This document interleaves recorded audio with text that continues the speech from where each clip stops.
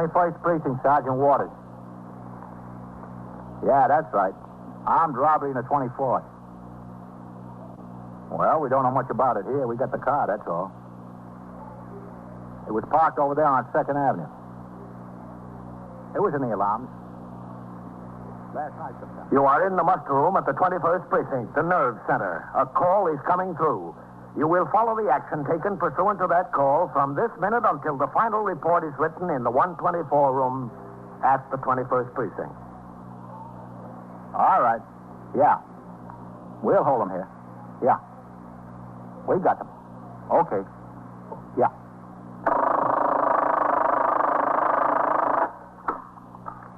"21st Precinct. It's just lines on a map of the city of New York.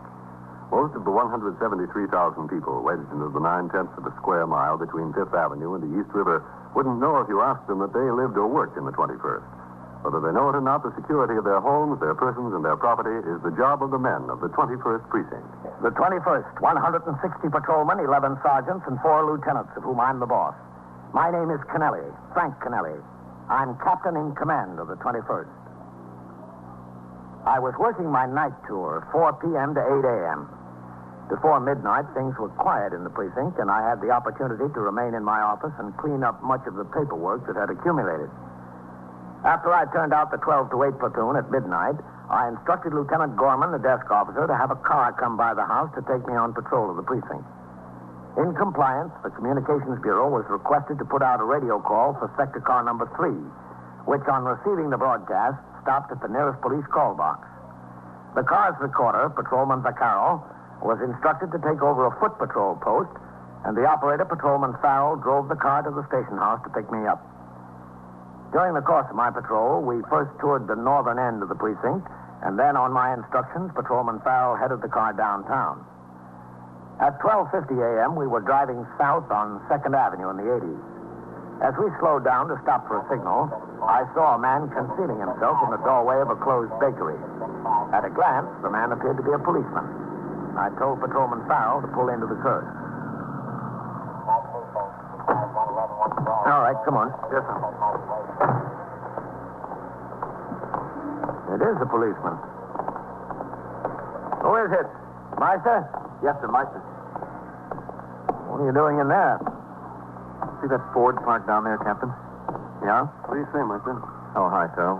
What about the car? I saw it in the alarms before the turnout, Captain. It's wanted in connection with the armed robbery of a liquor store up on Upper Broadway. When was this? In the evening before midnight sometime, Captain. I didn't make a particular note of the exact time, only the description of the car. Farrell. Yes, sir? Take your car and pull it around the next corner there. Okay, Captain. And wait there. Yes. Did you ring in with it, Meister? Yes, I did, Captain. The lieutenant said stay here and keep my eyes on it. He's notifying the detectives. What did the alarm say? Did you give the registration numbers? No, only the last 2 numbers, Captain. 80. It said a 1950 or 51 Ford, 2-door, black, right rear fender dented and taillight smashed. Well, that fits all right. Yes, sir. When I spotted the car, I felt the hood. The motor was still warm. Anything inside of it? The doors were locked, Captain. I put my light in it. I didn't see anything. Did Lieutenant Gorman say the detectives were on their way? He said just to wait here for them, sir. Okay. Good work, Meister. Thank you, Captain. We better stay back in the door. Yes. You, don't know anything more about this robbery? What time it was or where? No, sir. I read that alarm along with the others that were on the board and put the description in my book. I think it was uptown on Broadway, a liquor store. That's the only thing I recall for sure. Couldn't have happened too much before midnight because it was the latest alarm on the board. Oh, there's a man coming to the car, I think. No, I don't think so, Captain. Looks like he's going to cross the street. Yeah. He's going to get in on the driver's side. Come on. Yes, sir. Right with you. He's looking for his key. You take this side, I'll go around. Okay, Captain. Wait a minute, mister. Me? Yeah, you. Just stay out of the car. What's the matter? Okay, Captain? Come here, Meister. Yes, sir. You're the owner of this car? Sure. What's the trouble? What's with the gun? Get away from that pocket. Wait a minute. Don't get touchy. I was just going to show you my registration. Lean up against the car there. Put your hands on the top of it. Look, Cap, I don't know what this is all I'll about. tell you what it's all about. This car is suspected in an armed robbery. Now lean up against there and make it snappy. All right, I will. Don't get excited. Okay, Master. Yes, sir. I hate to say it, but you guys got the wrong office someplace. Well, he's clean, Captain. Where'd you expect me to be? Look in the car, in the glove compartment. Yes, sir. All right, move over, mister. There's nothing in there. We'll see about that. I'm telling you, you got the wrong office, Cap. There's nothing, Captain. What's your name? McLeese. Joe McLeese. You have the registration for this car? Yeah. And your operator's license? Yeah, sure. All right, let's see him. I got to go into my pocket to get them. Go ahead. All right, I just wanted to make sure. What have you been doing tonight, Joe? Nothing? What was I supposed to have been doing? Where were you? I was having a few drinks. Here, here's the registration. Take it, Master. Yes, sir. And here's my driver's license. Okay. Now, listen, what's the deal? Let me ask the questions. Where are you coming from? Just now, you mean? Yeah. I was over the pub there, Jeremy's. Where's that? Down there, 2 blocks down 2nd Avenue. How come you parked up here? Because when I parked the car, it was early. There wasn't any place near to park. What's your birthday, Joe? June 4th. What year? 1919, like it says on there. Well, these things check out, Captain. Yes. Put them back in your pocket, Joe. Yeah. Take this one, too. What time did you park here? I don't know. 9 o'clock, 9:30, something like that. You sure about that? Sure, I'm sure. That's when you went to the bar? Yeah. And you've been there since? Sure, I've been there since. Go ask Jerry. Ask anybody in there. You didn't leave at all? Well, I went out for a few minutes to get a little air, you know. All that smoke in there could get your eyes if you don't get some air. The detectives are here, Captain. Oh, it's DeLuca. What do you need detectives for? You got him, Captain? Yeah. Got me for what? What do you say, Meister? This is the car, Lud. What car? And this is the guy. Say, if you're a detective, solve me a mystery, will you? What's this all about? Come on, Lud. I'll show you the back of the car. Okay, Captain. What's this all about? That's what I like to know. We'll find out in good time, Well, this looks like the car, all right.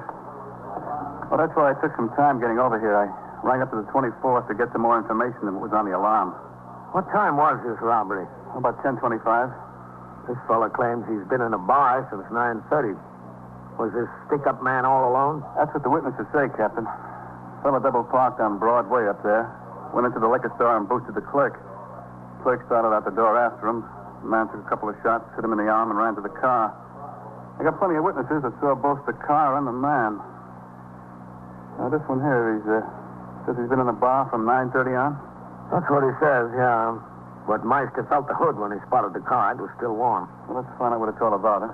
Look, nobody's asking you to take my word for it. All right, Joe. Tell it to the detectives, will you?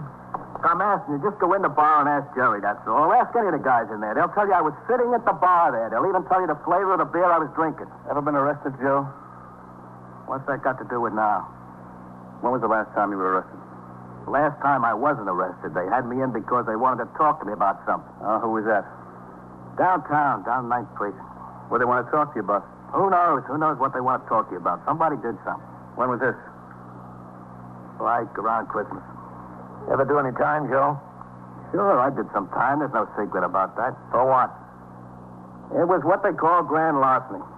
That's got nothing to do with this. And what are you going to do? Hold it against me every little thing because I did a bit once? It don't mean I was into this thing. No, it doesn't, Joe, but you got to admit it sure drops the odds. The suspect and his automobile were taken to the station house, and I walked around the corner where Patrolman Farrell was waiting in sector car number 3 to continue on patrol of the precinct. At the station house, Patrolman Meister took the suspect upstairs to the 21st Detective Squad office to await arrival of detectives from the 24th precinct in which the armed robbery had occurred. In the meantime, Detective DeLuca drove to the bar and grill where Joe McLeese said he spent the entire evening. It was now nearly 1:30 in the morning, and business had tapered off. As DeLuca walked into the place, there was only one patron at the bar. Down at the far end, the bartender had a morning tabloid spread open to the sports page. What do you say?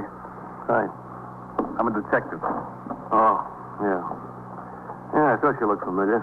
You came over here and talked to me a couple of months ago. Some guy claimed he got rolled by a babe in here? Yeah, that's right. Hey, what happened to that guy? Did he ever get his money back? Well, he was married, and he didn't want to press it too hard. Got weak in the knees as soon as he thought he might have to appear in court. He should have thought of that before he picked up this dish. Yeah, that's right. I ain't seen her around here anymore. What's your name again? DeLuca. Oh, yeah, DeLuca. How about something? No, thanks. Look, you know a fella called Joe McLeese? Joe McLeese. Yeah. Yeah. Hey, all right. Excuse me. Business before pleasure. Yeah, sure, go ahead. Same? Yeah.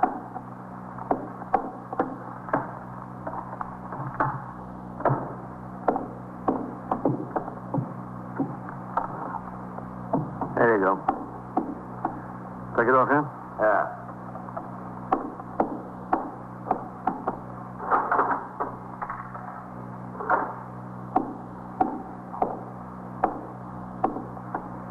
Joe McLeese. Yeah, he's a fellow about my height, about 35 years old. He's got a little bit of a little mustache. Oh, yeah, Joe McLeese. Sure, I know him. He was in here tonight. Oh, yeah? What time did he come in? Let's see. What's the matter with him? Getting a jam? No, we're just checking up on something. Oh, well, let's see. I had the basketball game on. It goes on about 9:30. I think he was in here when it began, yeah. Mm-hmm. He was having a discussion with Quinny about the starting lineups. Quinny was saying the Knicks would be better off if they started so-and-so. Joe didn't think so. How long did he stay? Well, he stood through the whole game at least. Mm-hmm. Yeah, they had a couple of bets going on between them, Joe and Quinny and one or two of the other guys. He didn't move. What time was the game over? Well, let's see. It was after 11 o'clock. Yeah, a couple of minutes after, because when the game was over, one of the fellows said, switch over to the 11 o'clock news and let's see what the Russians are doing. I switched over, and the news was already on a couple of minutes, yeah. What time did he finally leave, Jerry?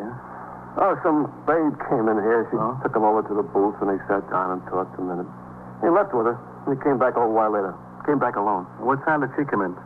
Well, I couldn't say exactly. 11:30, like. Oh. How long was he gone? Oh, a half hour, maybe. You know this girl? Well, yeah, she comes in here once in a while. What's her name? Ellie something. Ellie what? That's on the tip of my tongue. Ellie Kurt, yeah. Ellie Kurt. Good night, Jerry. Take it easy. Look, you know where she lives? Yeah, I think so. I cashed a paycheck for her once, and the bank sent it back. She didn't endorse it like it was made out exactly. I had to go over there and get her to endorse it again. I don't remember the number, but you walk around a corner, and it's in the building with the shoemaker there. She lives upstairs. Okay, Jerry, thanks. Listen, Mr. DeLuca, I don't want to be anybody's friend. I hope Joe isn't in any jam. I don't like to make any trouble. Well, look, just don't worry about it. If he's got trouble, he made it for himself. You are listening to 21st Precinct, a factual account of the way police work in the world's largest city. Before leaving the bar, Detective DeLuca telephoned the 21st Squad and spoke to Lieutenant Matt King, his immediate superior. After relaying the information he had obtained, he was instructed to walk around the corner and attempt to locate the woman, Ellie Kurt, to see what light she could shed on the case. In the meantime, I was still out on patrol in sector car number 3 with Patrolman Farrell as operator. At 1:50 a.m., we had left the precinct and driven to the 22nd Precinct, which is on the 86th Street Transverse in Central Park, in order to fill the car with gasoline and have the oil checked. As Patrolman Farrell was signing the MT9 receipt for the gasoline, I sat in the car. My attention was suddenly brought to the radio speaker when I heard the CB dispatcher put out a call for car 681, which is the departmental number for sector car number 2 of the 21st. The recorder in car 681 responded and gave his location at 73rd Street and York Avenue. CB then instructed 681 to make a run. A police officer shot, ambulance responding. I tapped on the horn as a signal for Patrolman Farrell. He hurried to the car, and we rolled on the call, proceeding out of the park, across 84th Street, and down 2nd Avenue with the siren wide open. In dispatching men to the scene of a serious crime or an emergency, specific instructions are given by the Communications Bureau to only one car. In addition, however, the sergeant's car and all other departmental vehicles within a radius of 5 blocks must respond irrespective of sector, precinct, or division boundary lines. When we neared the scene, I could see that there were already 4 cars on the job. Sector cars 1 and 2 from the 21st, a car from the traffic precinct C, and the sergeant's car. All right, give him a hand on the sidewalk here, pal. Yes, sir. Come on. Sergeant. Sergeant Waters? Oh, Captain. What is it? Who shot? It's not a policeman, Captain. Oh? DeLuca sent a civilian to call in. He got it a little mixed up. Well, who is shot? All right, Coley. Keep the sidewalk clean here, will you? Get them away from that door. DeLuca went up to talk to some woman here. Guy inside the apartment started shooting at him. Second floor, Captain. Well, is the man shot? Yeah, Captain. He looks dead. All right. Fogo, get those people back inside their flats, will you? Okay, Sergeant. Did anyone notify the desk officer and CB that there wasn't a police officer shot? Yes, sir. That's where I've been. I just rang in. What about the ambulance? It's on the way, Captain. The detectives? Well, DeLuca's here. In the front there, Captain. And Lieutenant King. Get those people away from the door, huh? Right. Okay, Captain. Come on, move out of here. Hold on. Captain. Yeah? He looks like he's had it. Yes, sir, but he almost gave it to me first. Yeah? Where's Lieutenant King? He's in the bedroom there talking to the woman, this Ellie Kurt. What happened, Lud? Well, it was on the same deal with the car Meister spotted. I was checking out this Joe's story, so I went to the bar and grill. Bartender bore him out almost 100%. The only thing is, he told me a woman came into the place about 11:30 and Joe left with her. And he came back alone about a half hour later. Woman was this Ellie Kurt. She lives here. Yeah? Well, I walked on over here and came upstairs to talk to her. I knocked on the door and I could hear some whispering going on inside, so I was set. She opened up the door and let me in, and I started to talk to her about Joe. And this here fella came out of the kitchen. He had an old 32 nickel-plated Spanish make in his hand and started after me. Oh, you see in the wall there are two of the shots. Yeah. But I was ready for him, though. Well, you didn't hit any wall, Lud. No, sir. How about that ambulance, Sergeant? Down away, Captain. I don't think the ambulance is going to do him any good, sir. He, looks about right for that stick-up, wouldn't you say? Yeah, that's the guy, all right, Captain. What does this Ellie have to say? I didn't get much of a chance to talk to her. She was pretty hysterical until Lieutenant King started to talk to her. I had a tough time keeping her quiet. How'd the call get mixed up? It came over police officer shot. Oh, yeah.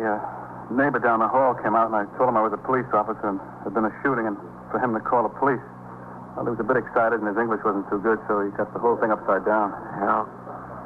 Well, I'll go on in here.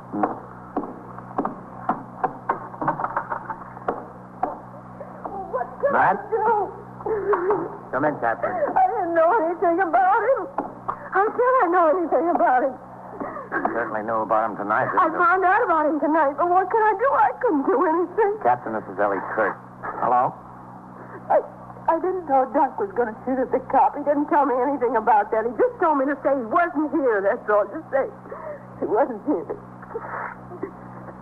Listen, is he dead? Yes, we think so. Well, don't you know? We're waiting for the ambulance surgeon. It's up to him to say so. Oh. He really was not a bad fellow. I didn't think he was very bad till tonight. All right, now what happened? Well, he was here and there was somebody knocking at the door. I don't mean start there. I mean start earlier tonight. Oh. From the time Dunk got here. Well, you see, we had this date. He was supposed to be here at 9 o'clock. We were going to go downtown and have some pizza and beer. You know, that's what he told me we were going to do. What time did he show up? Well, it wasn't until about 11 o'clock. And, boy, I was mad. I almost didn't let him in. He told me it wasn't his fault. He couldn't help it and everything like that. Stood out there knocking on the door, and I said, if you're 2 hours late, you might as well not come at all, if that's as reliable as you can be. I was really sore. But you let him in. Well, he begged me to open up. He said he couldn't help being late because he was in a jam, a real jam. The way he was talking, I could see he wasn't lying about that, so I let him in. What did he tell you? Well, he said he borrowed this car from a friend of his, a fellow named Joe something, McLeese. Did you know him, Joe? Oh, yeah, I met him. I met him a couple of times. Anyway, Dunk said he borrowed Joe's car tonight, and he got in some trouble, and I asked him if he had a wreck. He said, no, it wasn't anything like that. And he told me to go down to the bar there, to Jeremy's, you know the place that's around there on 2nd Avenue? Yeah, we know. And he asked me to go down there and find Joe and tell him to come up here to the house. Well, I said, okay, but what's it all about? And Dunk told me what I don't know wouldn't hurt me. Just go find Joe. What time was that? Oh, I don't know. It was about 11:30 or something like that. You went down to the bar. Yeah. Did you find Joe?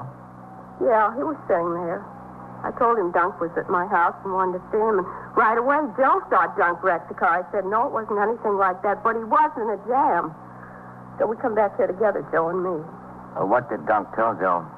Well, first, Dunk told me to get in the bedroom so they could talk, and I said, listen, whose house is this anyway? But Dunk said he had something private to talk over to Joe, and so I came on in here. But you heard what they were talking about. Yeah, after it started to get loud. What they talking about? Well, you see, Dunk had told Joe he wanted to borrow the car to go pick up a vacuum cleaner or something like that he bought for his mother, and Joe lent him the car if he'd fill it up with gas. Anyway, Dunk told Joe instead of picking up the vacuum cleaner, he used the car in a stick-up, and there was some shooting and all that. Did you hear where the stick-up was? No, I didn't, but I'm telling you, my heart sunk right down to the floor. I didn't know Dunk was mixed up in anything like that. You know, I didn't think he was no perfect angel, but I had no idea there was anything like stick-ups with him. Well, what did Joe have to say? Well, I'm telling you, he was plenty burned up. He was really mad at Dunk for taking the car under false pretenses like that and putting a lot of heat on it. He was steaming. Then why did Dunk tell him anything? Why didn't he just return the car? Well, to tell you the truth, he was a little bit worried that someone saw the car and got the license numbers and all that. So he told Joe if anyone came asking any questions, for Joe not to say anything about Dunk borrowing the car. What did Joe say to that? Well, he told Dunk he was out of his mind. I can see his reasoning.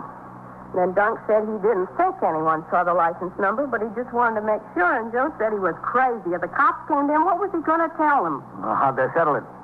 Oh, they settled it all right. How? Well, they were arguing back and forth, and finally Joe says to Dunk, how much did you get? And Dunk says, how much did I get and what? And from the boosting, Joe says. So Dunk told him $180. So Joe says, all right, give me half. I won't say anything. Well, Dunk didn't want to go for that, but in the end he did. He gave him half. You overheard all of this? Well, they were screaming so loud I couldn't help it. I couldn't sit in here and twiddle my thumbs, could I?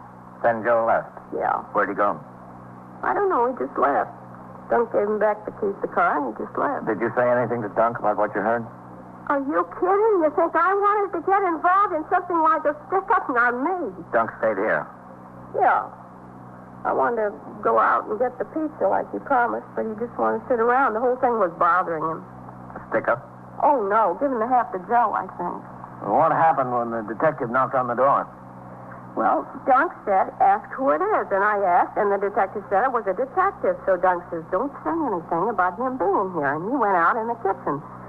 So I let the detective in, and he started asking a lot of questions. And I wasn't going to lie to him, and Dunk must have heard this. So he comes out with that gun, and believe me, I was scared. I was scared to death. I knew somebody was going to get killed. That's the way these things can wind up. Somebody getting killed. You know it, and I was afraid it was going to be me. Within a few minutes, an ambulance from Metropolitan Hospital arrived at the scene, and the ambulance surgeon pronounced Dunk Sipton DOA.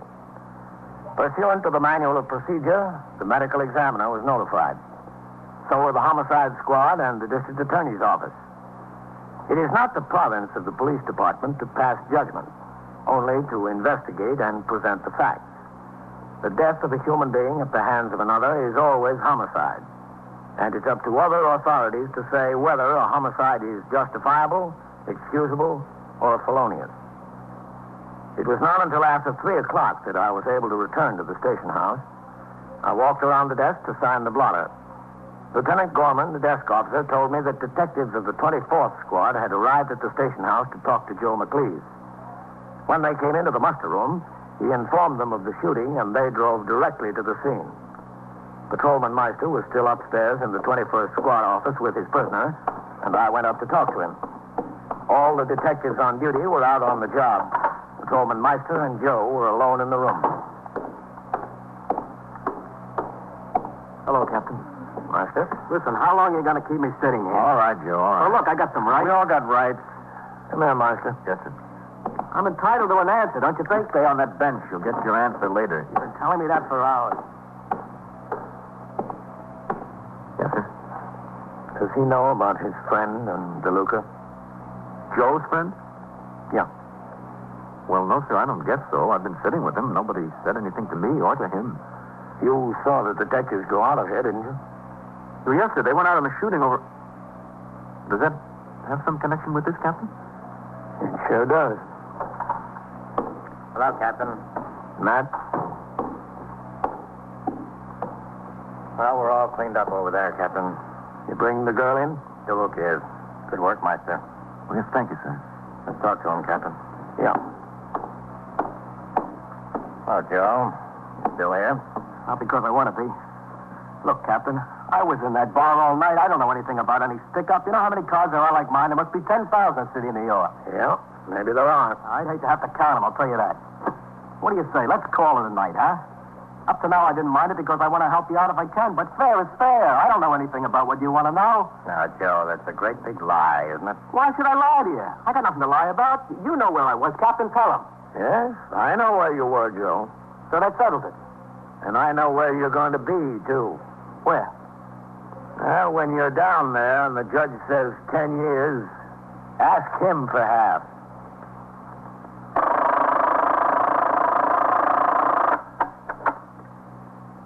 21st Precinct, Sergeant Waters. Yeah? A shooting? Where? At the museum or near the museum? Who's doing the shooting? Well, are the police officers there? Now, where is it exactly?